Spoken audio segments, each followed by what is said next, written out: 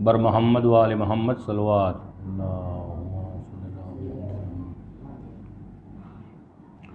تھارو باب کا نوحہ کیسے سائے میں بیٹھوں،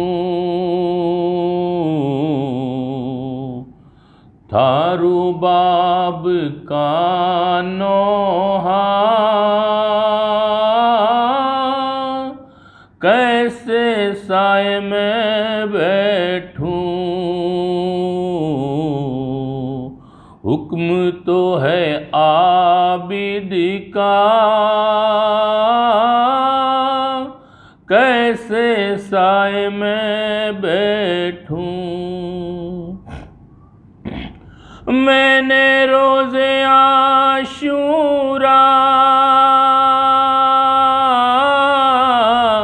دیکھا عصر تک منظر، ایک کے بعد ایک لاشاں لاتے تھے شہ صفدر، ظالموں کا نرگا تھا کیسے سائے میں بیٹھوں، تھارو باب کا نوحہ کیسے سائے میں بیٹھوں، دھوپ کا عالم تھا آگ سی برستی تھی، کربلا کا میدان تھا یا ستم کی بستی تھی، دور تک نہ سایہ تھا کیسے سائے میں بیٹھوں، تھارو باب کا نوحہ کیسے سائے میں بیٹھوں، نہر پر دلاور کے دونوں کٹ گئے شانے، نہر پر دلاور کے دونوں کٹ گئے شانے، دیکھے جس کو مشکی جا بھیجا تھا سکینہ نے، لا سکے نہ شہ لاشاں کیسے سائے میں بیٹھوں، تھارو باب کا نوحہ کیسے سائے میں بیٹھوں، اور محمد کے لاشیں لائے جب سرور، اور محمد کے لاشیں لائے جب سرور، کہہ سکے نہ زینب سے کچھ بھی صفت پیغمبر، ہے کیسا یہ عالم تھا کیسے سائے میں بیٹھوں، تھارو باب کا نوحہ کیسے سائے میں بیٹھوں، تیر کھاتے دیکھا ہے میں نے اپنے اصغر کو، دیکھا منہ پہ منہ رکھ کے روتے شاہ صفدر کو، بے زبان پیاسا تھا کیسے سائے میں بیٹھوں، تھا رباب کا نوحہ کیسے سائے میں بیٹھوں، دھوپ میں رہے سرور اور میں سائے میں بیٹھوں، ریگ گرم پر اکبر اور میں سائے میں بیٹھوں، ٹکڑے ٹکڑے قاسم تھا اور میں سائے میں بیٹھوں، تھا رباب کا نوحہ کیسے سائے میں بیٹھوں، مانگ بھی میری اجڑی اور میں سائے میں بیٹھوں، گود بھی ہوئی خالی اور میں سائے میں بیٹھوں، شہ سے ہے میرا وعدہ کیسے سائے میں بیٹھوں، تھا رباب کا نوحہ کیسے سائے میں بیٹھوں، ایک غریب بے کس پر پتھروں کی بارش تھی، تشنا لب مسافر پر خنجروں کی بارش تھی، دل میرا نہ مانے گا کیسے سائے میں بیٹھوں،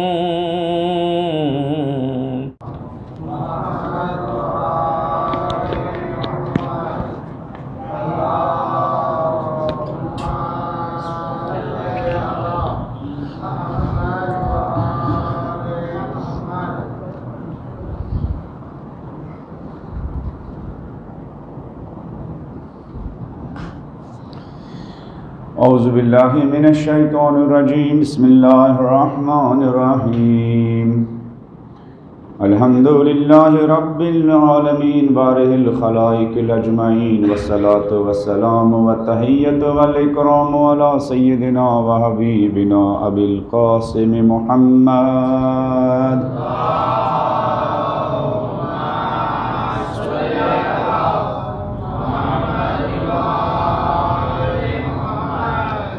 الذی بعث لیتمم مکارم الاخلاق وانہ لعلی خلق عظیم، وعلی اہل بیتہ الطیبین الطاہرین المعصومین الذین اذہب اللہ عنہم الرجس وطہرہم تطہیرا۔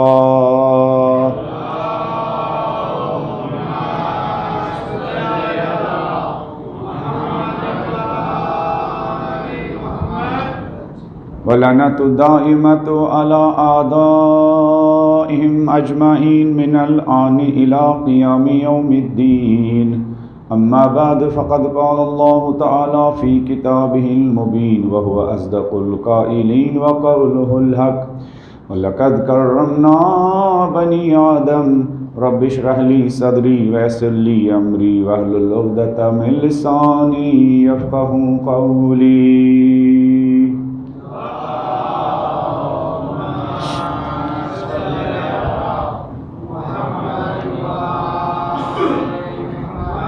خدا ہمارے ان تمام مرحومین کو کروٹ کروٹ جنت نصیب فرمائیں جنہوں نے ہمیں فرش عزا پر مجلس سید الشہداء میں آنے کے آداب سکھائے ہیں، جنہوں نے ہماری تربیت ایسی کی ہے کہ اس تربیت کے نتیجے میں ہمیں ہمارے دلوں میں ذکر حسین، یاد حسین، نام حسین، تعلیمات حسین، سیرت حسین سے ہمارے دلوں میں محبت ہے، الفت ہے، ایک خاص لگاؤ ہے۔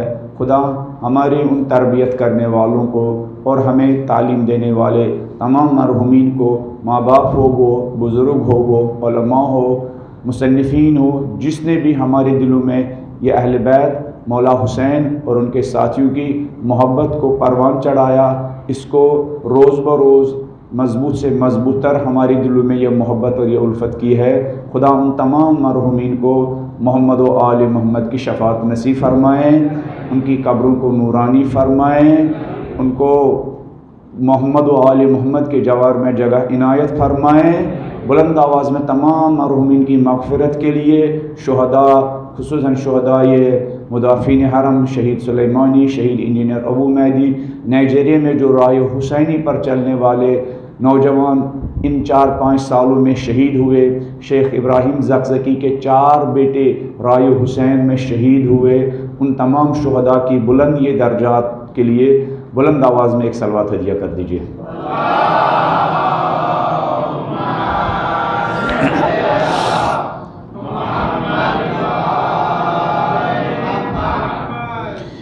سیرت محمد و آل محمد کی روشنی میں انسان کا مقام، انسان کا مرتبہ، انسان کا احترام، انسان کی بلندی، اس سلسلے میں میں حقیر طالب علم آپ کے درمیان طالب علمانہ انداز میں سیرت نبوی اور سیرت اہل بیت سے کچھ نمونے آپ کے سامنے پیش کر رہا ہوں۔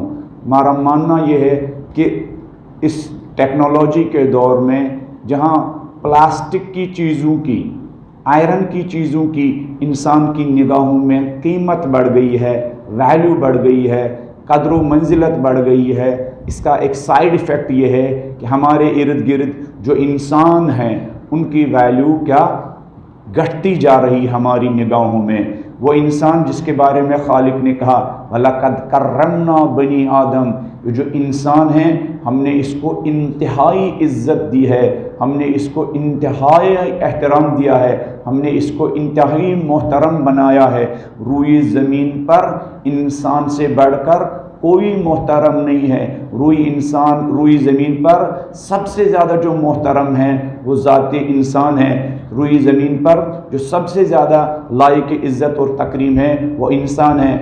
1,24,000 پیغمبروں کا آنے کا ایک بڑا مقصد یہ تھا، ان بڑے مقصدوں میں ایک مقصد یہ تھا کہ انسان کو وہ عزت ملے جس کا یہ مستحق ہے، انسان کو وہ احترام ملے جس کا یہ انسان سزاوار ہے، انسان کو وہ کرامت ملے جس کرامت کا یہ انسان حقدار ہے، انسان کو وہ ریسپیکٹ ملے جس ریسپیکٹ کا یہ انسان کیا لائق ہے، اور انسان جس احترام کا لائق ہے، انسان جس عزت کا حقدار ہے، اس عزت کا وہ عزت انسان کو سوائے 1,24,000 انبیاء اور سوائے معصومین علیہ السلام کے کسی نے نہیں دیا۔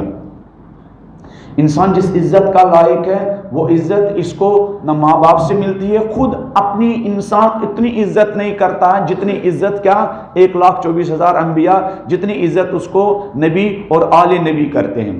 انسان اپنے احترام کا اتنا خیال نہیں رکھتا ہے جتنا محمد اور آل محمد اس کے احترام کا خیال رکھتے ہیں۔ انسان کو انسان اپنی ذات کا اتنا ریسپیکٹ نہیں کرتا ہے جتنا محمد اور آل محمد اس کو ریسپیکٹ کرتے ہیں۔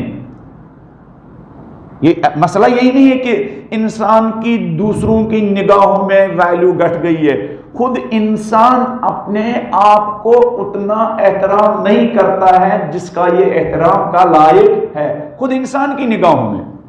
اسی لیے مولا علی علیہ السلام نہج البلاغہ میں فرماتے ہیں من کرمت علیہ نفس ہانت علیہ شہوات، وہ انسان جس کا اپنی نگاہوں میں احترام ہو، اس انسان کو خواہشات کا مقابلہ کرنا آسان ہو جائے گا۔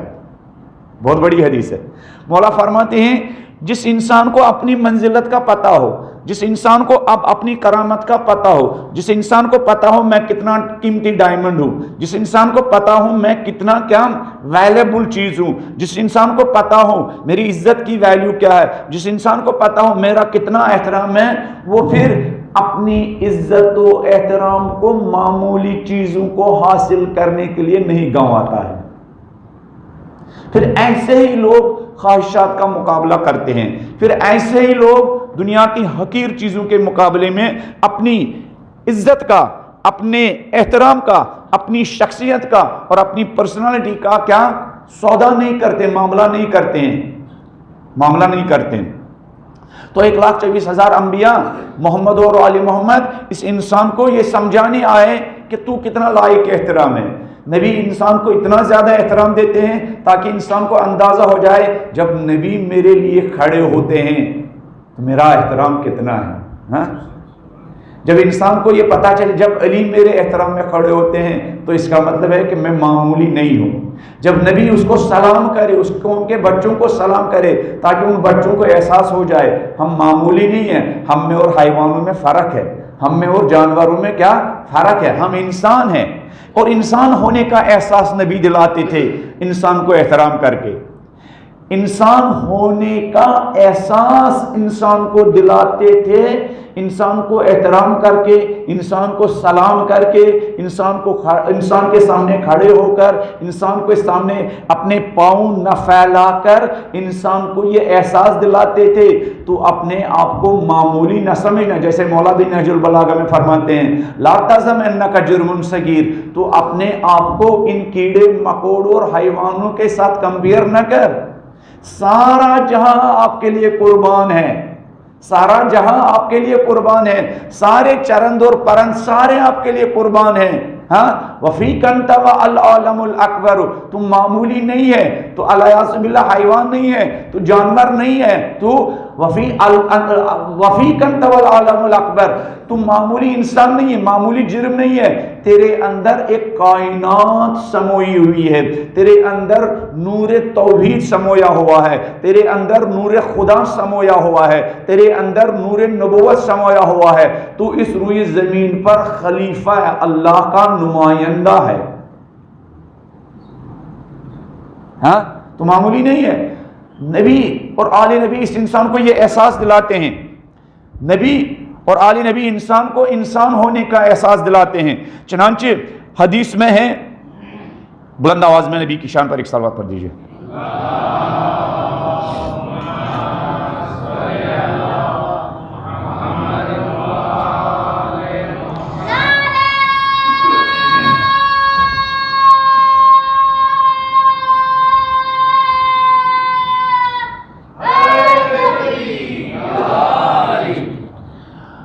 حدیث میں ہے، کل بھی میں نے عرض کیا کہ نبی کے ساتھ کوئی ہاتھ ملاتا تھا، نبی ہاتھ پیچھے نہیں کھینچتے تھے کہ میں جلدی میں ہاتھ پیچھے کھینچوں، یہ اس کی بے احترامی ہے۔ کوئی نبی کو آواز دیتا تھا، نبی اس کی طرف سر کر کے اس کی آواز کا جواب نہیں دیتے تھے، بلکہ چونکہ محترم انسان بلا رہا ہے۔ ہاں اگر آپ گھر میں بیٹھے ہوں، نیچے ایک محترم انسان، کوئی بزرگ انسان، کوئی عالم انسان آپ کو پکارے تو آپ کھڑکی کھول کر اس کو جواب نہیں دیں گے، آپ ننگے پیر کوچے میں جائیں گے، اس سے کہیں گے قبلہ کیا فرما رہے ہیں، ہے نا، یہی کہیں گے نا۔ اگر مسجد میں کوئی بزرگ ہستی بیٹھی ہوئی ہو اور پھر آپ تک پیغام جائے کہ فلانی نے بلایا ہے، تو آپ وہیں سے فون نہیں کریں گے بتائیے کیا ہے، آپ ننگے پیر آئیں گے اور اس سے کہیں گے اور زانوی ادب تہ کر کے اس کے سامنے بیٹھیں گے اور اس کو بتائیں گے بتائیے کیا حکم ہے۔ کل بھی میں نے مثال دی، اگر کوئی مجتہد مسجد میں بیٹھا ہو اور وہ آپ کو پکارے تو آپ کیا، آپ وہاں بیٹھیں گے اور اس کی باتوں کا جواب دیں گے؟ نہیں، آپ مکمل طور سے ادب کے ساتھ، وقار کے ساتھ اس کے سامنے بیٹھیں گے۔ نبی لوگوں کو اسی انداز میں احترام اور ریسپیکٹ کرتے تھے۔ کوئی آواز دیتا تھا، ہاں بتاؤ کیا کام ہے؟ نہیں، ایسا نہیں۔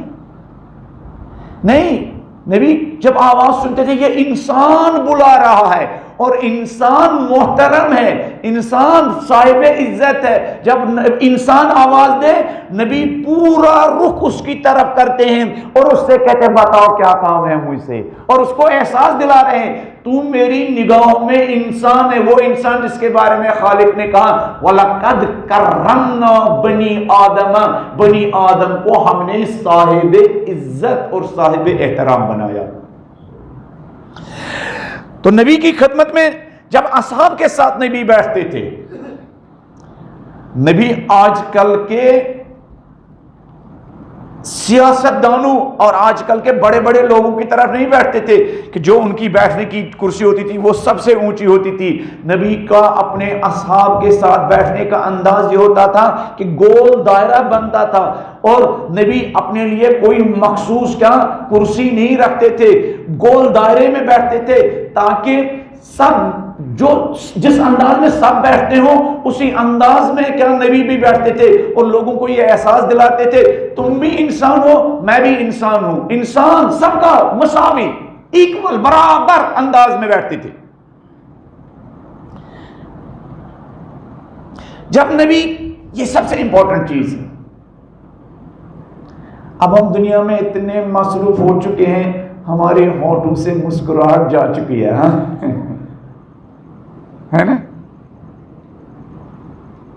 گھر جاؤ اندر سے ہمارا دماغ کیا حساب کرتا رہتا، آج کتنا بزنس ہوا، ہاں دسترخوان بھی پر بیٹھتے ہیں اور پھر ہم حساب کرتے رہتے ہیں اور ہمیں یاد ہی نہیں رہتا بھائی یہ کھانا ایک ہماری بیوی نے، ہماری بیٹی نے، ہماری ماں نے گرمی میں 40 ڈگری، گجرات کی 45 ڈگری گرمی میں یہ کھانا بنایا، کچن میں سختی کے ساتھ یہ کھانا بنایا، بازار سے سبزی بھی خود ہی لے کے آئی اور یہ سبزی خود ہی کاٹی بھی، بچوں کو بھی سنبھال رہی ہے، اور ہم حساب کرتے جا رہے ہیں، ہم ایک ایک لقمہ کھاتے جا رہے ہیں، اور ہم لقمہ کھانے چکے ہمیں حواس ہی نہیں، بھائی اس سے کہتے ہیں محترمہ بہت بہت شکریہ آپ کا، ہاں نبی جب کسی سے ملتے تھے تو خندہ پیشانی کے ساتھ، مسکراہٹ کے ساتھ لوگوں کے ساتھ ملتے تھے۔ حدیث میں اگر آپ کو دینے کے لیے کچھ نہیں ہے، ہمیشہ صدقہ نکالنے کے لیے جیب میں پیسہ ہونا ضروری نہیں ہے۔ حدیث میں ہے جو آپ خوشی کے ساتھ لوگوں سے ملتے ہیں، مسکرا کے لوگوں کے ساتھ ملتے ہیں، لوگوں کے ساتھ مسکرا کے ساتھ ملنا، لوگوں کے ساتھ خندہ پیشانی کے ساتھ ملنا، لوگوں کے ساتھ تبسم کے ساتھ ملنا، لوگوں کے ساتھ ہنس ہنس کر ملنا، یہ بھی صدقہ ہے۔ یہ بھی کیا ہے؟ صدقہ ہے۔ یہ جو آپ سڑک پر مسافر آئے، آپ نے اس کو 10 روپے دیا، 1 روپے دیا، 1 بسکٹ دیا، 1 فروٹ دیا، یہ صدقہ ہے، یہ مال کا صدقہ ہے۔ ہو سکتا ہے کچھ غریب لوگ کہیں گے خالق لوگوں کے پاس پیسہ تھا، وہ پیسہ صدقہ نکالتے تھے، ہمارے پاس کچھ نہیں تھا، تو خالق نبی کے ذریعے ان کو سمجھا رہے ہیں نہیں، اگر تم مسکرا کے لوگوں کے ساتھ ملے تمہارا یہ مسکرانا بھی صدقہ ہے۔ اگر تم مسکرا کر اپنے محلے کے امیروں سے، غریبوں سے، ہندوؤں سے، مسلمانوں سے، مسلموں سے، نان مسلموں سے مسکرا کر ملتے ہیں، نبی فرماتے ہیں الکلم الطیبہ صدقہ، میٹھی میٹھی باتیں کرنا یہ بھی صدقہ ہے، یہ بھی صدقہ ہے۔ اور مسکرا کر دوسروں سے ملنا یہ اس کا ریسپیکٹ ہے، یہ اس کا احترام ہے۔ اب ہم گھر جاتے ہیں مسکراہٹ بازاری میں چھوڑ کے آتے ہیں، دسترخوان پر بیٹھو مسکرا کر سب کچھ فراموش کر جاؤ، مسکرا کر دسترخوان پر بیٹھو، اپنی بیوی کے ساتھ مسکرا کے ساتھ کھانا کھاؤ، اپنے بچوں کے ساتھ مسکرا کر کھانا کھاؤ، اپنی اہلیہ کے ساتھ مسکرا کے کھانا کھاؤ، اور کھانے پر ہاتھ لگانے سے پہلے خالق کا نام لینے کے بعد خالق کے اس بندے کا شکریہ کرو جس نے کہ تمہارے لیے یہ دسترخوان تیار کیا ہے۔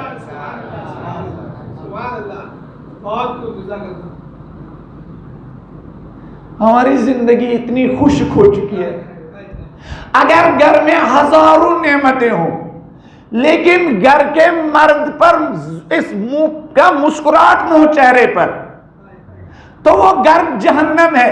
لیکن اگر گھر میں صرف ایک سادہ روٹی ہے، سادہ چاول ہے، کیا بغیر دودھ کے چائے ہے، لیکن یہ مرد خندہ پیشانی اور مسکرا کے ساتھ بیوی کے ساتھ، ماں کے ساتھ، بیٹی کے ساتھ مل رہا ہے، کم نعمتوں کے باوجود ایسا گھر جنت کا نمونہ بنے گا۔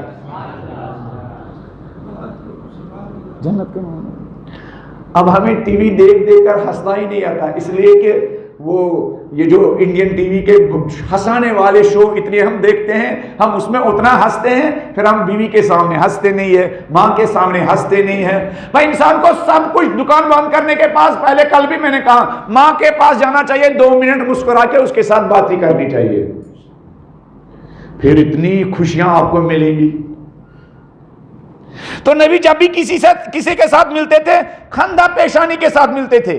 گاڑی چل رہے ہیں نا، محلے میں کوئی مل رہا ہے نا، رکو، پیدل جا رہے ہیں نا، رکو، دکان پر ہو نا، کوئی کچھ لینے نہیں آ رہا ہے، رکو، اس کی خیریت پوچھو، چچا آپ ٹھیک ہے،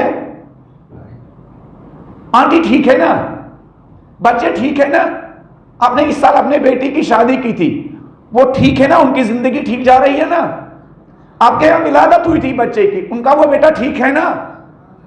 تب انسان جب محسوس کرے گا کہ لوگ میری خیریت پوچھ رہے ہیں تو وہ انسان محسوس کرے گا میں اکیلا نہیں ہوں، یہ میرا ایک بھائی جو مجھے کیا سہارا دینے کے لیے کیا ہے۔ اسلامی معاشرہ اسی کو کہتے ہیں۔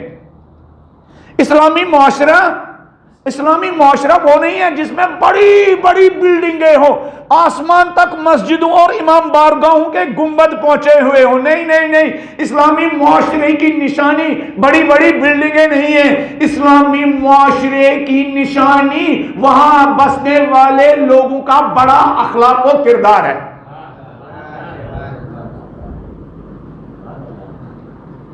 مسجدوں اور دیواروں پر آیتیں لکھنا یہ اسلامی سوسائٹی کی نشانی نہیں ہے، آیتوں کے مطابق اپنا ایکشن، اپنا ریئیکشن دکھانا یہ اسلامی معاشرے کی نشانی۔ اہل بیت کے فضائل سن کر داد دینا، شور مچانا یہ اسلامی معاشرے کی نشانی نہیں ہے، اپنے عمل سے اہل بیت کے فضائل کی ترجمانی کرنا یہ اسلامی معاشرے کی نشانی ہے۔ آج ہمارا معاشرہ کیا ہے، اتنا شور ہوتا ہے محفلوں اور مجلسوں میں، آدھا گھنٹہ نعرہ لگاتے ہیں، آدھا گھنٹہ نعرہ لگاتے ہیں۔ یہی نعرے لگانے والے جب گھر جاتے ہیں نا تو محلے میں ایسے رہتے ہیں جیسے جانور، جنگل میں جانور کیسے رہتے ہیں، دائیں جانور کے آگے پیچھے جو رہتے ہیں، نہ ان کی درد کی فکر، نہ اس کی پریشانی کی فکر، نہ اس کی مصیبت کی فکر، نہ اس کے بچوں کی فکر، جنگل میں چیڑ پھاڑ کھانے والے ہوتے ہیں۔ آج ہمارا معاشرہ، مسلمانوں کا معاشرہ ایسا ہی ہے، چیڑ پھاڑ کھانے والے ہیں، ایک دوسری کی فکر ہی نہیں ہے، نفقت فکر نہیں ہے۔ بعض معاشروں میں میں نے دیکھا، یہاں تو نہیں ہوگا، جہاں محلے میں کسی کا بزنس کیا اوپر جانے لگا تو سادھو کے پاس جاؤ، پیر کے پاس جاؤ، ذرا کچھ دے دو، اس کا بزنس مجھ سے زیادہ بڑھ رہا ہے۔ بھائی شکر پروردگار کر، خالق میرا ہمسایہ تھا، اس کا بزنس ٹھیک نہیں جا رہا، اب الحمدللہ اس کا بزنس ٹھیک جا رہا، خالق اس کے مال میں برکت عطا کر، خالق اس کے مال میں برکت کے ساتھ ساتھ میرے مال میں بھی برکت عطا فرما۔ پھر خالق دیکھے گا، یہ دیکھو اس بندے کا دل کتنا بڑا ہے۔ ہم خالق کی بارگاہ میں جب جاتے ہیں نا تو کیسا دل لے کے جاتے ہیں؟ جو ایک چڑیا کا دل ہوتا ہے نا، چڑیا کا دل کتنا بڑا ہوتا ہے، کتنا بڑا ہوتا ہے نا؟ ہم خالق کی بارگاہ میں جاتے ہیں، یہی چھوٹا چڑیا جیسا دل لے کے جاتے ہیں۔ زیادہ سے زیادہ کس لیے دعا مانگیں گے؟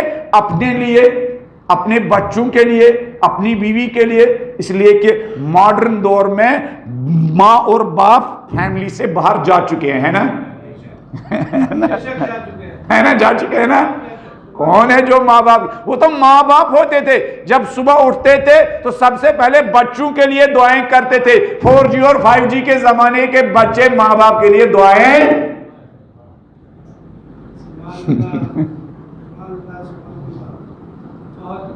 4G اور 5G کے زمانے کے بچوں کی دعائیں الگ ہی ہوتی ہے۔ اگر کسی نامحرم عورت نے اسیر کر کے رکھا ہے تو سب سے پہلے اسی کا خیال آئے گا۔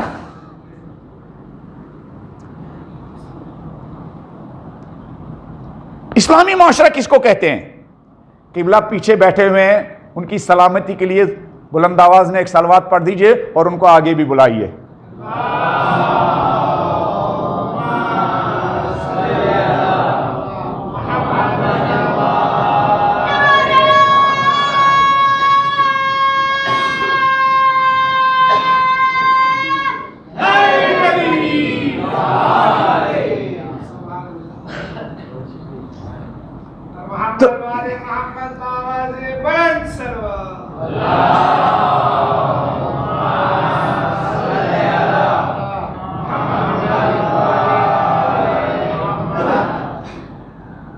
ہماری تربیت کے لیے اہل بیت نے کچھ کم نہیں چھوڑا ہے، کمی وہاں نہیں ہے، کمی ہماری طرف سے، نہ فقط ہماری تربیت کے لیے، پوری دنیا میں جو اس وقت انسانی ریلیشن اور انسانی رشتوں میں بگاڑ، یہ صرف ہماری بات نہیں ہے، ہمارے یہاں پھر بھی اللہ کے فضل سے ان مجلسوں کے صدقے معاشرہ اور خاندان ابھی محفوظ ہے۔ یورپ اور امریکہ میں بالکل خاندانی نظام کا کانسیپٹ ہی ختم ہو چکا ہے، وہاں ایک انسان کی بیوی اس کے 10 لوگوں کے ساتھ ریلیشن ہوتی ہے، لڑکی جب گھر آتی ہے تو اپنے بوائے فرینڈ کو لے کے آتی ہے، ختم ہو چکا ہے، ختم ہو چکا ہے۔ وہاں انسانی احساس اور انسانی ہمدردی بھی ختم ہو چکی ہے، ختم ہو چکا ہے۔ ایران کے ایک آیت اللہ اس دنیا سے جا چکے ہیں، آیت اللہ روشن علی صاحب ہے، ایک ہندی عالم تھے، انہوں نے ان کی کتاب کا ترجمہ بھی کیا ہے، ان کا نام ہے آیت اللہ، نام یاد نہیں مجھے آ رہا ہے، لاری جانی یا کچھ ایسا ہی نام ہے، ایسا نام نہیں ہے لیکن دوسرا نام ہے۔ ان کی کتاب ہے مغربی تمدن کی ایک جھلک، ویسٹرن سوسائٹی کی ایک جھلک، ویسٹرن سوسائٹی کی، یورپی سوسائٹی کے لیے جس کے لیے ہم مرتے ہیں، ہمارے نوجوان مرتے ہیں۔ وہ کہتے ہیں میں علاج کی غرض سے لندن گیا اور جب میں ہاسپٹل میں زیر علاج تھا تو وہاں جو ایرانی تھے وہ صبح و شام میری عیادت کے لیے ہاسپٹل آتے تھے۔ میرے بغل میں ایک لندن کا رہنے والا بھی ایک بیمار تھا، وہ مجھ سے کہتے تھے جب انہوں نے ایک ہفتے تک دیکھا، صبح بھی میری عیادت کرنے والے، شام کو بھی عیادت کرنے والے، صبح بھی کیا میوہ لانے والے، شام کو بھی فروٹ لانے والے، صبح بھی خیریت پوچھنے والے، اور اکیلا بستر پر رہتا تھا، اپنے بیڈ پر کوئی پوچھنے والا نہیں تھا، کوئی پوچھنے والا نہیں تھا۔ تو کہنے لگے، وہ مجھ سے کہنے لگے قبلہ یہ جو لوگ آتے ہیں یہاں آپ کو صبح شام خیریت پوچھنے کے لیے، یہ سارے آپ کے رشتہ دار ہیں؟ کہا نہیں تو میرا تو یہاں کوئی رشتہ دار نہیں ہے، میں ایران سے آیا ہوں۔ تو کہا یہ کون ہے؟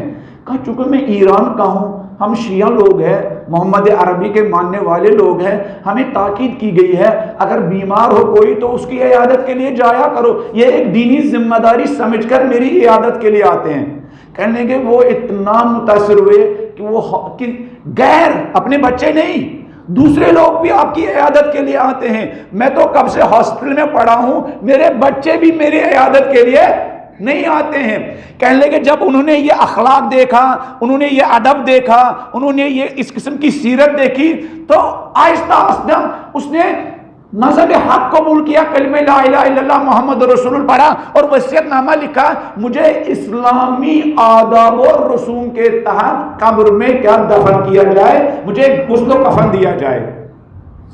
کہنے لگے جب باقاعدہ ہم نے اس کو جب میں ٹھیک ہو گیا اور وہ اس دنیا سے چلے گئے اور ہم ان کو دفنانے کے لیے لے جا رہے تھے تو دور سے ایک جوان بائک پر آ رہا تھا اور اس نے کہا ٹھہرو ٹھہرو، یہ میرے باپ ہے۔ میں نے تو کہا یہ تو اب ٹھیک ہے باپ ہے، لیکن یہ مسلمان ہو چکے ہیں اور برٹش قانون کے مطابق ہمیں اسلامی آداب کے مطابق اس کو دفن کرنا ہے۔ کہا نہیں، میں نے مرنے سے پہلے ہی اس کی کڈنی وغیرہ فلان کمپنی کو بیچی ہے، یہ مجھے پہلے بیچنے دو، اس کا ختم ہو چکا ہے۔ پھر بھی ہمارے پاس جو کچھ ہے غنیمت ہے، لیکن کیپیسٹی اتنی ہے کہ ہم اس سے بھی زیادہ بلندی تک کیا جا سکتے ہیں اگر ہم اہل بیت علیہ السلام کو سنیں نہیں، بلکہ اہل بیت علیہ السلام کی حقیقی معنوں میں پیروی کریں۔ تو نبی کی سیرت میں ہے کہ کسی کے ساتھ بھی ملتے تھے مسکراہٹ اور خندہ پیشانی کے ساتھ ملتے تھے۔ ایک درمند انسان کے لیے جب معاشرے میں، گلی میں، کوچے میں، دکان میں، آفس میں، مسجد میں، امام بارگاہ میں خندہ پیشانی کے ساتھ کوئی ملتا ہے، مسکراہٹ کے ساتھ کوئی ملتا ہے، اس کی آدھی پریشانی دور ہو جاتی ہے۔ یہ جو نماز میں کہا گیا ہے مصافحہ کرو، یہ اس لیے نہیں ہے کہ تمہارے ثواب میں صرف اضافہ کیا جائے، یہ اس لیے ہے کہ تم ایک دوسرے کے ہاتھ میں ہاتھ دے کر گویا تم وعدہ کرو، تیرا درد میرا درد، میرا درد تیرا درد، تیری پریشانی میری پریشانی، میری پریشانی تیری پریشانی۔ اخوت اسی کو کہتے ہیں۔ انما المؤمنون اخوہ، مومنین آپس میں بھائی بھائی ہے، مومنین آپس میں بھائی بھائی ہے۔ اگر ہم صرف کچھ نہ کریں، صرف 2 منٹ لوگوں کی مسکرا کر خیریت پوچھے، یہی اس جس کے ہم پریشانی ہے مسجد میں اس کو بٹھائے، اوپر ہال میں اس کے ساتھ لے جائے، ان سے پوچھے خیریت تو ہے، میں آپ کے کسی کام آ سکتا ہوں، میں آپ کے کسی کام آ سکتا ہوں۔ لعنت ہو اس پیسے پر جو بینک میں پڑا ہوا ہو، اگر میرے مومن بھائی کے کسی کام نہ آ جائے۔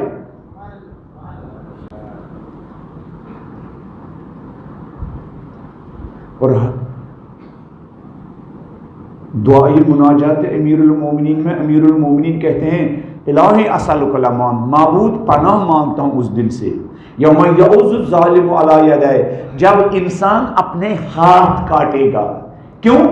یا لیتنی اتخذت مع الرسول سبیلا، یہ انسان قبر میں جانے کے بعد جب اپنے نامہ اعمال دیکھے گا، حدیث میں ہے، قرآن کی آیت ہے جو مولانا نے مناجات امیر میں کیا مناجات کی صورت میں پیش کی ہے، الہی اسألک الامان، معبود پناہ اس دن سے جب انسان اپنے ہی ہاتھ کیا کاٹے گا، اپنے ہی ہاتھوں کو کاٹے گا۔ کیوں؟ فریاد کرے گا یا لیتنی اتخذت مع الرسول سبیلا، وائے مجھے کیا ہو گیا، میں نے دنیا میں نبی کی سیرت کو کیوں نہیں اپنایا۔ معبود تو نے مجھے زبان دی تھی، معبود ان ہونٹوں، یہ ہونٹ دیے تھے، ان ہونٹوں پر میں مسکراہٹ بھی لا سکتا تھا، اور ان مسکراہٹ میں کیا غضب بھی کے ساتھ بھی اور کیا بد اخلاقی کے ساتھ بھی پیش آ سکتا تھا۔ معبود وائے مجھے کیا ہو گیا، میں نے ان 2 ہونٹوں پر مسکرا کے اپنے مومن بھائیوں سے ملا کیوں نہیں۔ معبود مجھے یہ ہاتھ دیے تھے، میں اس کے ذریعے اپنے مومنین کی خدمت کر سکتا تھا، معبود مجھے کیا ہو گیا، میں نے یہ اپنے ہاتھ مومنین کی خدمت کے لیے استعمال نہیں کیے۔ معبود تو نے زبان دی تھی، لیکن میں مومنین کی خیریت پوچھ سکتا تھا، ان کے مشکلات کے بارے میں ان سے پوچھ سکتا تھا، لیکن معبود میں نے اس زبان کو تیرے نبی کے فرمان کے مطابق استعمال نہیں کیا۔ تو یہ انسان اپنے ہی ہاتھوں کیا اپنے ہاتھ کاٹے گا۔ ہاتھ کیوں کاٹے گا؟ ہاتھ اس لیے کاٹے گا، وہاں جا کے انسان کو احساس ہو جائے گا کہ جو کچھ میں جس مصیبت میں گرفتار ہوا ہوں، یہ میں اپنے ہی ہاتھوں کیا گرفتار ہوا ہوں۔ اس میں کسی مولوی صاحب کی کوئی خطا نہیں ہے، اس میں کسی عالم کی کوئی خطا نہیں ہے، اس میں کسی خطیب کی کوئی خطا نہیں ہے، اس میں کسی میرے ماں باپ کی خطا نہیں ہے۔ ما اصابکم من مصیبت فبما کسبت ایدیکم، جن مصیبتوں اور دشواریوں میں تم گرفتار ہو، یہ وہ مصیبت ہے جو تم نے اپنے ہی ہاتھوں پیدا کی ہے۔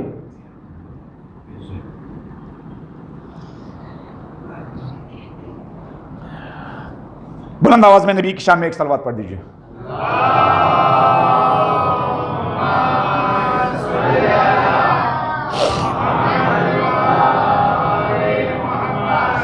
نبی کے بارے میں سیرت النبوی میں انسان کا مقام، سیرت النبوی میں انسان کا مرتبہ، سیرت النبی میں انسان کی عزت، سیرت النبی میں انسان کا احترام، سیرت النبی میں انسان کا ریسپیکٹ۔ نبی کبھی بھی کسی انسان کے ساتھ ترش روئی اور غصے کے ساتھ نہیں ملتے تھے، اخم کر کے، ہاں جب کسی انسان کا لاس ہو جاتا نا، یا دن بھر کوئی کسٹمر نہیں آتا نا، پھر انسان کا موڈ آف ہو جاتا ہے نا. بہت سارے لوگ ہمیشہ ان کا موڈ آف ہوتا ہے. بھائی کیوں آف رکھ رہے ہو اپنا موڈ آن رکھو.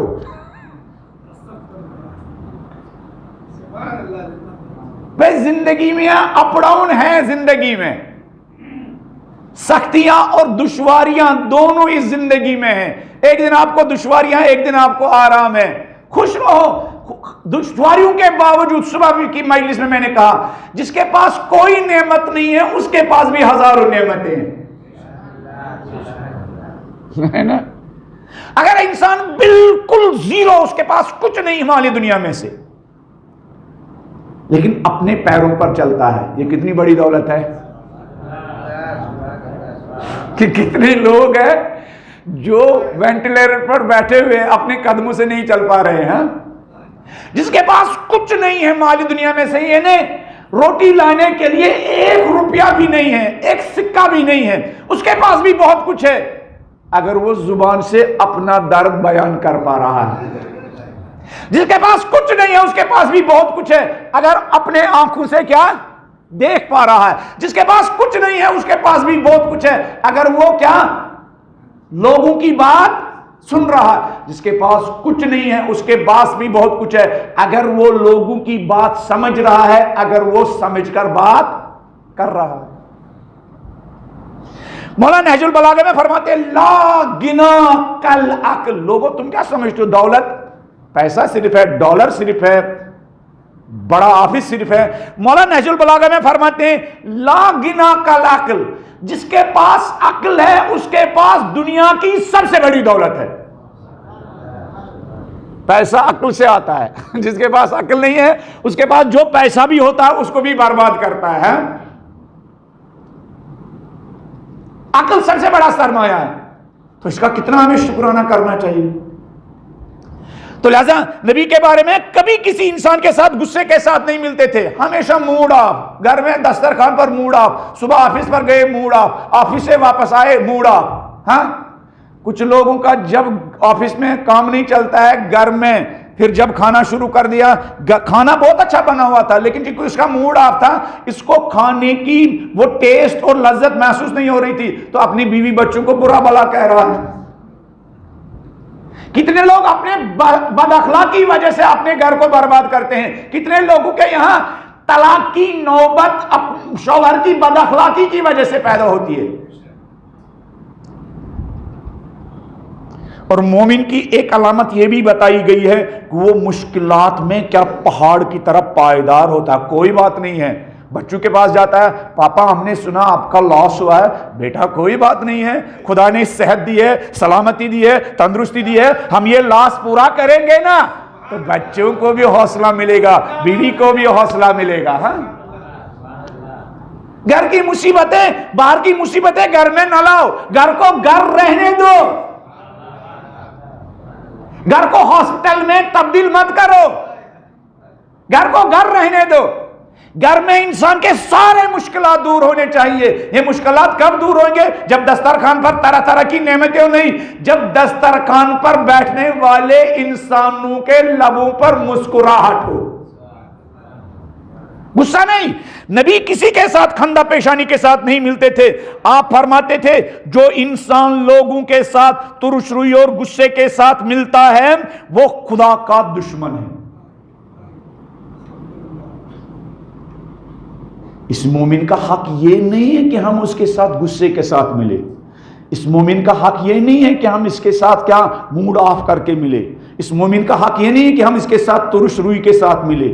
اس مومن کا حق یہ نہیں اس نے سلام علیکم کیا ہم نیچے سر جھکا کر کہیں گے وعلیکم السلام. نہیں، اس نے سلام علیکم کہا، آپ ورحمت اللہ وبرکاتہ کا اضافہ کیجئے.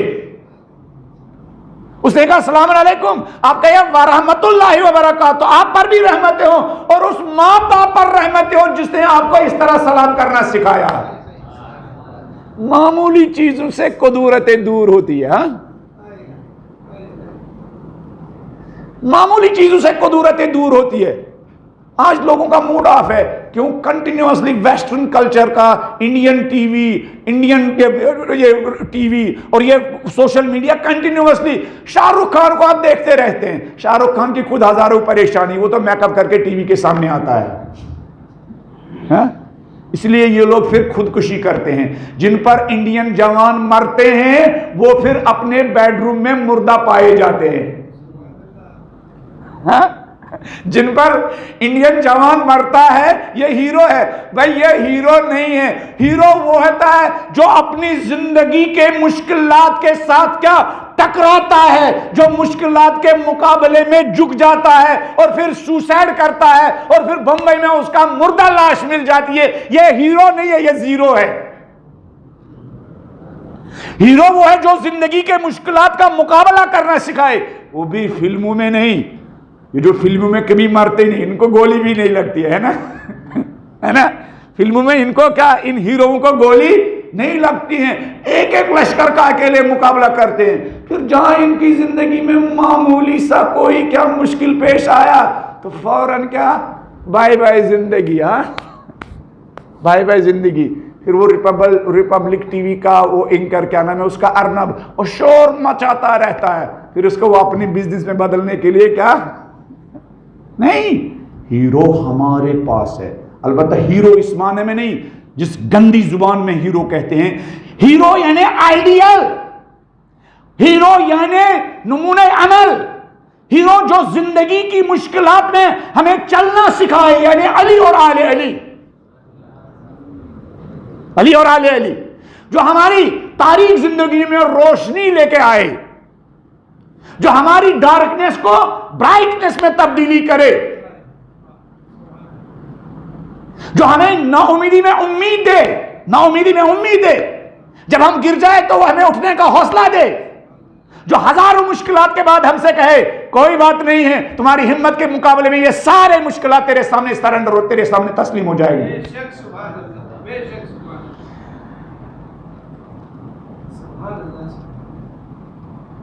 ہمارے علماء نے یہی کیا ہے. ہمارے علماء نے یہی کیا. انہوں نے گھر کو گھر بنایا، جنت بنایا. ہوتے ہیں نا بہت سارے پروگرام گھر جنت، بہت سارے سحر ٹی وی پر بھی اگر آپ دیکھتے ہوں گے، اگر فرصت ملتی ہوگی.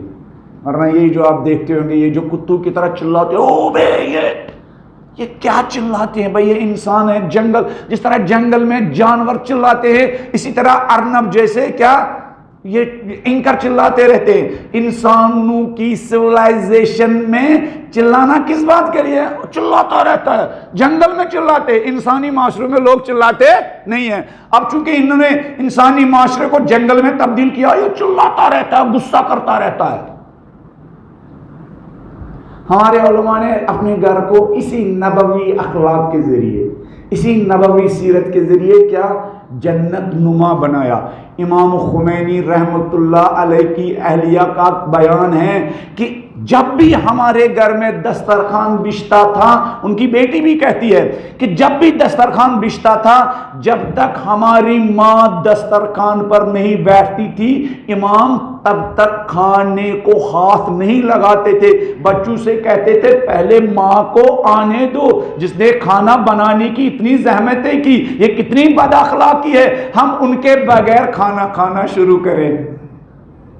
ہاں، اگر کسی بیوی کو ایسا شوہر مل جائے کہ وہ اس کے بغیر کھانے کو ہاتھ نہ لگائے، وہ بیوی، وہ عورت صبح شام اس شوہر کے لیے دعائیں کرتی ہوگی، معبود تو نے مجھے کتنا بہترین شوہر دیا، وہ میرا کتنا ریسپیکٹ کرتے ہیں، وہ میرا کتنا احترام کرتے ہیں.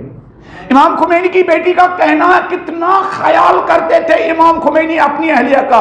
چھوٹے گھر کو جنت نما بنایا جا سکتا ہے اگر نبی کی سیرت پر چل سکتے ہیں، اور بڑے گھر کو جہنم میں تبدیل کر سکتے ہیں اگر ہم سیرت النبوی کے مطابق کیا گھر میں کیا بچوں کے ساتھ، بیوی کے ساتھ پیش نہ آئے. ان کی بیٹی کہتی ہے کہ کبھی خود ان کی زوجہ بھی کہتی ہے، خدیجہ سا کبھی ان کا نام تھا، کبھی امام نے مجھے ڈائریکٹ آرڈر نہیں دیا ذرا پانی لاؤ، میں تھک گیا ہوں کیا دین اسلام کی خدمت کرتے کرتے، ہے نا، ذرا یہ کپڑے دھو کے لاؤ، میں تھک گیا ہوں کیا اس دین اسلام کا خدمت کرتے کرتے ان کی زوجہ اور ان کی بیٹی کہتی ہیں ہمیشہ انڈائریکٹلی کہتے تھے جب ان کے کپڑے خراب ہوتے تھے وہ کہتے تھے ذرا بچوں سے کہہ دو کیا ممکن ہے وہ میرے لیے کپڑے لائے, کیا ممکن ہے. ان کی بیٹی کہتے ہیں کبھی ڈائریکٹ پانی بھی نہیں مانگا کہ ذرا بیٹی ذرا پانی لاؤ, میں ذرا یہ اس حدیث کا ترجمہ کر رہا ہوں, بیٹی ذرا پانی لاؤ میں فلان دعا پڑھ رہا ہوں. نہیں, وہ انڈائریکٹلی کہتے تھے مجھے پیاس لگ رہی ہے, کیا پانی مل سکتا ہے. مجھے کبھی ان کی زوجہ کہتی ہے کبھی کبھی کیا خود کچن میں جاتے تھے اور گیس جلاتے تھے اور چائے بنانا شروع کرتے تھے, اور چائے بنانے کے اس انداز سے لائٹر اور ماچس ہاتھ میں لینے سے ہمیں پتہ چلتا تھا امام کو چائے پینے کی حاجت ہے. لیکن ڈائریکٹ نہیں کہتے تھے ذرا محترمہ ایک کپ چائے لاؤ, نہیں. اتنا ریسپیکٹ کرتے تھے, اتنا احترام کرتے تھے اپنی اہلیہ کا. ہمارے یہاں مرد گھر میں سب سے پہلے اٹھتا ہے اونچی آواز میں, پہلے اتنی بلند آواز میں کھانسیں گے بچہ بھی نیند سے جاگ جاتا ہے, اہلیہ بھی نیند سے جاگ جاتی ہے. اعلان کرنا ضروری نہیں ہے. ان کی اہلیہ کا کہنا اتنا احترام کا خیال رکھتے تھے, اتنا ہمارے آرام کا خیال رکھتے تھے. جب ان کو نماز شب پڑھنے کے لیے اٹھنا ہوتا تھا تو وہ اپنے سرانے ایک چھوٹا سا ٹارچ رکھتے تھے, اس ٹارچ کو جلاتے تھے, لیمپ نہیں جلاتے تھے کہ لیمپ کے جلنے سے میری اور میری بچوں کی نیند میں خلل واقع ہو جائے. اور پھر جب بسترے سے اٹھتے تھے پھر ہماری طرح نہیں اونچی آواز میں کھانستے نہیں تھے کہ ہم سائے بھی جاگ جائیں نیند سے. اتنے آہستہ آہستہ بسترے سے نکلتے تھے اور آہستہ آہستہ قدم اٹھاتے تھے اور جاتے تھے واش روم میں وضو کرتے تھے, اور جہاں وضو کا پانی گرتا تھا اس وضو کے پانی کے نیچے بھی وہ فوم رکھتے تھے کہ اس وضو کے پانی کے گرنے سے میرے بچوں کی, میری اہلیہ کی نیند میں خلل واقع نہ ہونے پائے.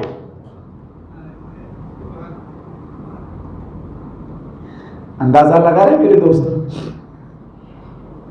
اندازہ لگا رہے. یہ گھر جنت ہے, یہ گھر جنت کا نمونہ ہے, یہ گھر جنت کا نمونہ ہے. یہی گھر انہی چھوٹی چھوٹی چیزیں نہیں ہیں, بڑی چیزیں ہیں, اخلاق نبوی ہے. اسی کے ذریعے گھر ریسپیکٹ دیں گے, بچوں کو ریسپیکٹ دے, اپنی بیوی کو ریسپیکٹ دے, اپنے ماں باپ کو ریسپیکٹ دے, اپنے ماں باپ کو احترام دے, اپنی ماں باپ کو عزت کرے. تو اسی سے بھائی دنیا میں پیسہ سب کچھ نہیں ہے, یہ آپ کو مان لینا چاہیے. دنیا میں سب سے حقیر ترین چیز پیسہ ہے, اور دنیا میں بہت ہی بلند چیز اخلاق ہے. اسی لیے نبی نے فرمایا بعثت لأتمم مکارم الاخلاق, مجھے خالق نے اونچی اونچی عمارتیں تعمیر کرنے کے لیے نہیں بھیجا ہے. میں کوئی انجینئر نہیں ہوں بلکہ میں نبی ہوں. میرا کام اونچی عمارتیں تعمیر کرنا نہیں ہے, میرا کام اونچا اخلاق تعمیر کرنا ہے.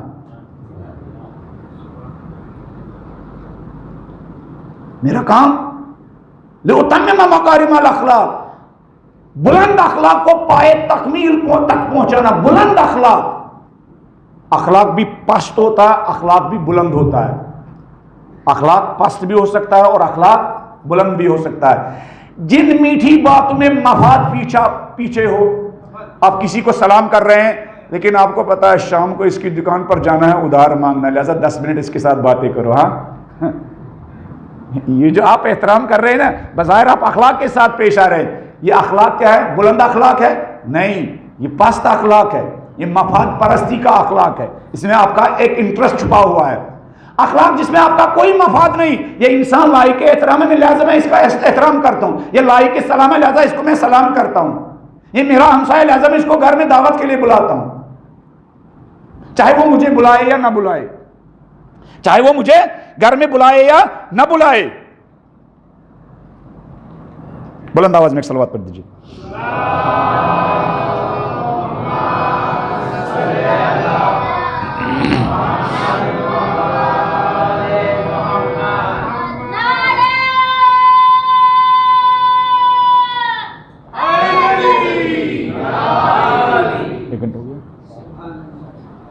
کتنے منٹ باقی ہے؟ کتنے منٹ ہو گئے میرے؟ 20 منٹ نہیں، اب زیادہ سننا چاہتے ہیں. چلیے بلند آواز میں ایک اور صلوات پڑھ دیجیے.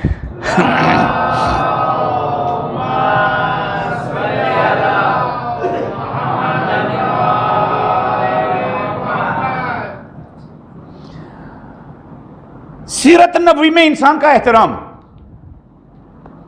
سیرت نبوی میں انسان کا احترام. حدیث میں ہے، امام علی علیہ السلام فرماتے ہیں کہ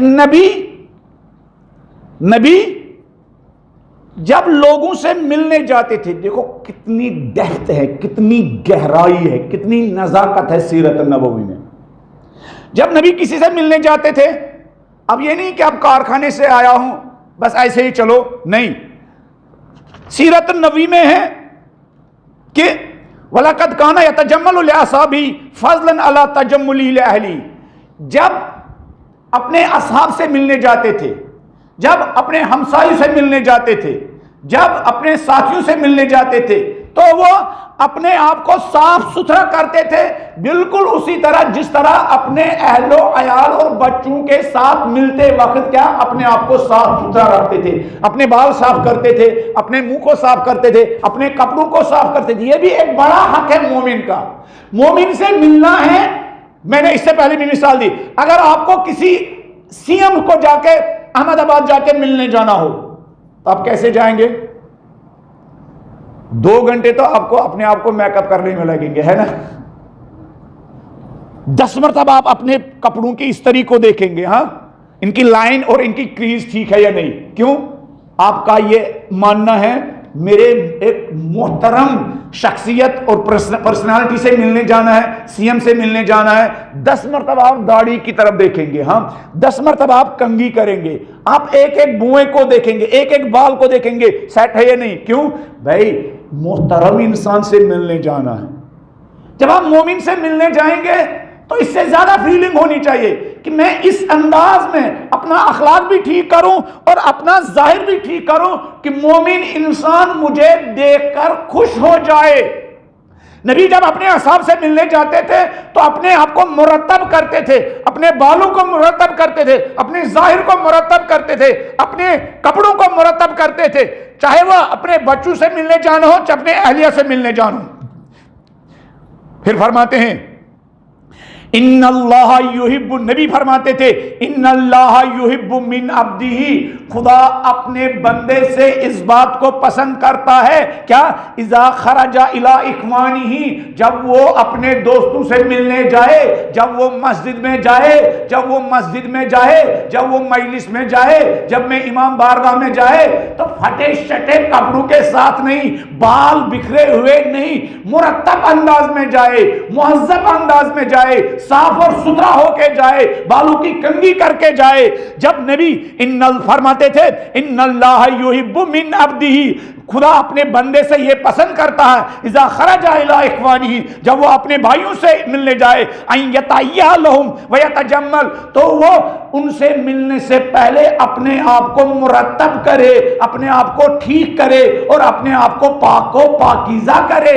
یہ مومن کا حق ہے. مومن انسان اس سے پاک و پاکیزہ حالت میں نکلے. یہ ہمارے بچوں کا حق ہے. جب آپ آفس چھوڑ کر آئیں گے، جب آپ دکان چھوڑ کر آئیں گے، جب آپ اپنی بزنس کو چھوڑ کر آئیں گے، گھر جائیں گے تو گھر والوں کے ساتھ پاک و پاکیزہ حالت میں، مرتب حالت میں خوشی خوشی ان سے ملے. یہ ان کا حق ہے. ایران کے ایک صدر گزرے ہیں شہید محمد علی رجائی. بلند آواز میں تمام شہدائے اسلام کے بلند یہ درجات کے لیے ایک صلوات پڑھ دیجیے.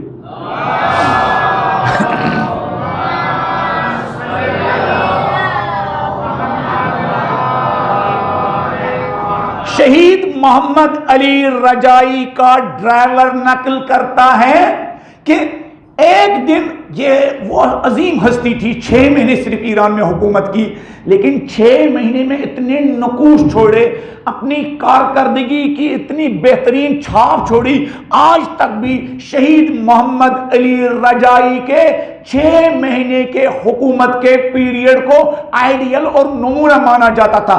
12 بجے رات تک آفس میں کام کرتے تھے، انہوں نے ورک کلچر ختم کر دیا، ورک کلچر بالکل تبدیل کر دیا تھا۔ 12 بجے رات تک ان کا ڈرائیور کہتا ہے کہ میں جب انہوں نے آفس بند کیا، میں نے گاڑی سٹارٹ کی، 12 بجے اترتے تھے، آفس سے نیچے آتے تھے، میں نے دیکھا ان کو آنے میں لیٹ ہوئی، تاخیر ہوئی، میں اوپر گیا، میں نے دیکھا آفس بند ہے، میں نے دیکھا وہ واش روم میں وہاں اپنے آپ کو صاف کر رہے ہیں، کنگھی کر رہے ہیں، کوٹ کو بھی صاف کر رہے ہیں۔ میں نے پیچھے سے کہا رجائی صاحب، اس طرح تو جو آپ اپنے آپ کو سجا کر جا رہے ہیں گھر، یہ تو گھر سے نکلتے وقت اپنے کوٹ کو ٹھیک کرنا ہوتا ہے، اپنے بالوں کو ٹھیک کرنا ہوتا ہے، اپنے منہ وغیرہ کو ٹھیک کرنا ہوتا ہے۔ اب تو گھر جانا ہے، سونا ہے، اب کیا فرق پڑتا ہے؟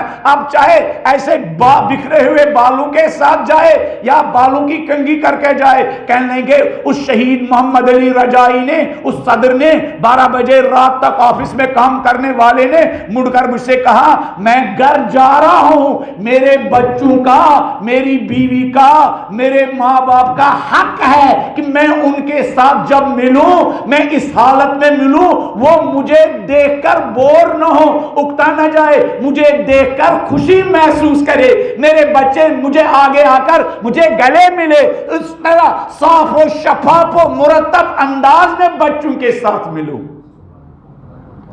میری بیوی کا حق ہے میں گھر کی آفس کی پریشانی گھر لے کر نہ جاؤں، میرے بچوں کا حق ہے میں آفس کی پریشانی گھر لے کر نہ جاؤں، میرے ماں باپ کا حق ہے میں گھر کی پریشانی گھر لے کر نہ جاؤں۔ اپنے کو صاف کرتے ہیں کس طرح؟ بالکل جس طرح نبی جب اپنے اصحاب سے ملتے ہیں تو نبی گھر سے نکلتے ہیں کہ اپنے کو مرتب کرتے ہیں، اپنے کو صفائی کرتے ہیں۔ کتنی ڈیپتھ ہے سیرت نبوی میں، کتنی گہرائی سیرت نبوی میں۔ اگر کوئی انسان ان چیزوں پر عمل کرے تو زندگی کتنی خوبصورت بنے گی، گھر کتنا کیا امن کا گہوارہ بنے گا، محبت کا مرکز بنے گا، الفت کا مرکز بنے گا اس گھر میں، جس میں گھر کے مرد کو اس بات کا خیال ہو، چھوٹی چھوٹی باتوں سے گھر کو جنت میں تبدیل کیا جا سکتا ہے اگر ہم سیرت النبوی کے مطابق اپنے چال ڈال کو تبدیل کریں۔ ورنہ اگر ہم نے گھر میں ساری فیسلٹی رکھی لیکن ہم نے دیواروں پر بڑے بڑے پردے لگائے، ہم نے ساری فیسلٹی رکھی، گھر میں سب کچھ نیا ہے، لیکن آپ اور میرے اخلاق میں کوئی تبدیلی نہیں، تمام تر فیسلٹی کے باوجود ہمارا گھر جہنم کا نمونہ بنے گا، جنگل کا نمونہ بنے گا، جنت کا نمونہ نہیں بنے گا، جنت کا نمونہ نہیں بنے گا۔ مولا حسین علیہ السلام متعدد خطبات میں بیان کرتے ہیں میں سیرت النبوی کو زندہ احیا کرنے کے لیے نکلا ہوں۔ مولا حسین علیہ السلام نے 5-6 جگہ پر فرمایا اسیر بسیرت جدی، نہیں دیکھ رہے ہو کہ سنت نبوی پامال ہو رہی ہے؟ سنت نبوی، جس سنت نبوی میں انسان کا ریسپیکٹ ہے۔ جب پہلے ہی دن حسین مدینے سے نکلے، جب یزید کے کرائم، یزید کے جرم، یزید کے ظلم گنے تو ان میں سے ایک ظلم جو یزید کا گنا، فرمایا رجل شارب الخمر، یہ شرابی ہے، قاتل النفس المحترمہ، شریف اور لائق احترام انسان کا قاتل ہے۔ لائق احترام، وہ انسان جو لائق احترام ہے اس انسان کا قاتل یزید ہے۔ جگہ جگہ مولا حسین سیرت النبوی کی ریفرنس دے رہے ہیں، اور اسی سیرت النبوی پر عمل کرتے ہوئے حسین علیہ السلام روز عاشورہ لشکر عمر سعد کے سامنے جاتے ہیں اور ان کو ہدایت کا پیغام دیتے ہیں اور ان کو گمراہی سے باہر نکالنے کی کوشش کر رہے ہیں۔ ان کو راہ راست پر لانے کی کوشش کر رہے ہیں، ان کو سعادت کا پیغام دے رہے ہیں، اور لوگوں کو سعادت مند بنانے کے لیے حسین علیہ السلام اپنی قربانیاں پیش کرتے ہیں، اپنے بچوں کی قربانیاں پیش کرتے ہیں، اور اہل بیت علیہم السلام بھی اس راستے میں، اسی سفر میں جو اہل بیت کا شام اور کوفہ اور شام کا سفر تھا، اہل بیت علیہم السلام نے بھی اسی سیرت نبوی کو زندہ کیا۔ روایت میں ہے، تاریخ نے لکھا ہے، اس ایک دن یزید نے اس نیزبان کو بلایا جس نیزبان کے نیزوں پر سر تھے، جو نیزبان راستے میں اہل بیت علیہم السلام اور اہل بیت کے بچوں اور اسیروں پر تازیانے مارتا تھا۔ ایک دن یزید نے اس سے پوچھا، ذرا نیزبان یہ بتاؤ، راستے میں کربلا سے لے کر کوفہ سے لے کر شام تک اہل بیت اور ان کے بچوں کو اسیر کر کے لایا، ذرا یہ بتاؤ اہل بیت کو کیسا پایا؟ تو وہ نیزبان کہتا ہے، یزید کیا بتاؤں، میں نے اتنا محسوس کیا، اہل بیت چھوڑو، امام زین العابدین کو چھوڑو، زینب کبریٰ کو چھوڑو، میں نے اہل بیت علیہم السلام کے بچوں کو بھی اتنا تربیت یافتہ اور بلند اخلاق کا پایا، میں ان پر تازیانے مار رہا تھا، لیکن میں نے نہیں دیکھا اہل بیت کے کسی بچے نے مجھے گالی دے کر اپنی زبان گندی کی ہو، اتنا بلند اخلاق اہل بیت کے بچوں میں تھا۔ اتنے بعد اب اہل بیت علیہم السلام کے بچے تھے، اتنے تربیت یافتہ اہل بیت کی اولاد تھی، ایک طرف یہ تربیت تھی، دوسری طرف وہ کوفی تھے، دوسری طرف وہ شامی تھے۔ جب شام کے دربار میں، جب کوفے کے بازار میں اہل بیت علیہم السلام مارد ہوئے، وہ تماشا دیکھنے کے لیے اہل بیت علیہم السلام کو دیکھنے کے لیے آتے تھے۔ امام زین العابدین سے جب لوگ پوچھتے تھے، مولا ذرا یہ بتائے کہاں آپ کا دل سب سے زیادہ رنجیدہ ہوا، مولا یہ بتائیے کہاں زیادہ آپ کو تکلیف ہوئی، مولا بتاتے تھے، فریاد کرتے تھے، الشام الشام الشام، ارے میں شام کو کبھی نہیں بھولوں گا، میں شام کے لوگوں کی بدتمیزی کو کہیں نہیں بھولوں گا، میری بہنیں، میری پھوپھیاں بے چادر و مکناتی اور اہل شام تماشا دیکھتے تھے، زارو قدار امام زین العابدین روتے تھے۔ جب کسی قصاب کو دیکھتے تھے، امام رکتے تھے اور اس قصائی سے پوچھتے تھے، ذرا یہ بتاؤ قصائی، جب تو جانور کو ذبح کرتا ہے کیا تو اس جانور کو پانی پلاتا یا نہیں پلاتا؟ وہ قصائی کہتا تھا، مولا ہم تو انسان ہیں، ہم جانور کو تب تک ذبح نہیں کرتے جب تک اس جانور کو پانی نہیں پلاتے۔ مولا کربلا کا رخ کرتے تھے، کہتے تھے، ارے میرے پیاسے بابا، آپ پر زین العابدین کا سلام ہو، بھوک اور پیاس کے ساتھ آپ کو ذبح کیا گیا۔ لعنت اللہ علی القوم الظالمین وسیعلم الذین ظلموا ای منقلب ینقلبون، انا للہ و انا الیہ راجعون، رضا بقضاء و تسلیم الامر۔ معبود، تیرے نبی نے، تیری کتاب نے انسان کا مقام و مرتبت بہت بلند رکھا ہے۔ معبود، ہمارے ارد گرد جتنے لوگ رہتے ہیں، ہمیں ان کا احترام کرنے کی توفیق عنایت فرما۔ معبود، جس ماں باپ نے ہماری زندگی کے لیے اپنی زندگی قربان کی، معبود ہمیں اس ماں باپ کا عزت و احترام کرنے کی توفیق عنایت فرما۔ معبود، جس ماں باپ کی ہماری تربیت کے لیے آنکھوں کی روشنی چلی گئی، جس کے بال سفید ہو گئے اور جن کی کمر خمیدہ ہو گئی، معبود انتہائی درجے کے ساتھ ان کی عزت، ان کا احترام کرنے کی توفیق عنایت فرما۔ معبود ہماری شریک حیات، ہماری بیوی جو ہماری زندگی کے لیے اپنی زندگی کا آرام قربان کرتی ہے، ہم سوتے رہتے ہیں، وہ ہماری زندگی کا مختلف چیزیں تیار کرنے کے لیے جاگ جاتی ہے، معبود ہمیں اپنی بیوی کا وفادار شوہر بننے کی توفیق عنایت فرما۔ معبود ہمارے گھر میں ہماری بیٹیاں ہمارے لیے کتنی تکلیف برداشت کرتی ہے، معبود ہمیں اپنے بچوں کا وفادار باپ بننے کی توفیق عنایت فرما۔ معبود ہمارے ماں باپ ہمارے لیے کتنی تکلیفیں برداشت کرتے ہیں، معبود ہمارے بچوں کو اپنے ماں باپ کا وفادار فرزند، صالح اور مطیع فرزند بننے کی توفیق عنایت فرما۔ معبود گھر دنیاوی فیسلٹی سے نہیں، اخلاق کے ذریعے جنت بنتا ہے، معبود ہمیں گھر میں، اپنی زندگی میں، اپنے گھر میں، اپنے کام میں ہر جگہ اخلاق کے ساتھ لوگوں کے ساتھ پیش آنے کی توفیق عنایت فرما۔ معبود فرزند زہرا پردہ غیب میں باوفا انسانوں کے انتظار میں ہیں، معبود ہمارے نوجوانوں کو امام زمانہ کا باوفا ناصر اور وفادار بننے کی توفیق عنایت فرما۔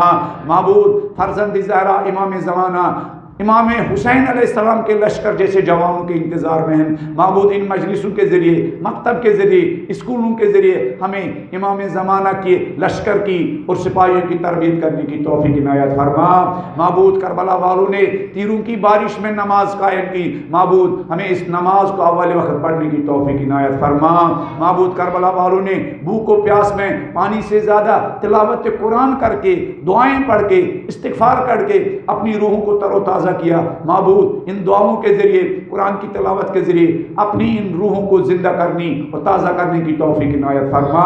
معبود فرزند زہرا حسین غریب نے، تشنہ لب حسین نے نوکے نیزہ پر کوفہ کے بازار میں تلاوت کی، معبود صبح شام قرآن پڑھنے کی توفیق عنایت فرما۔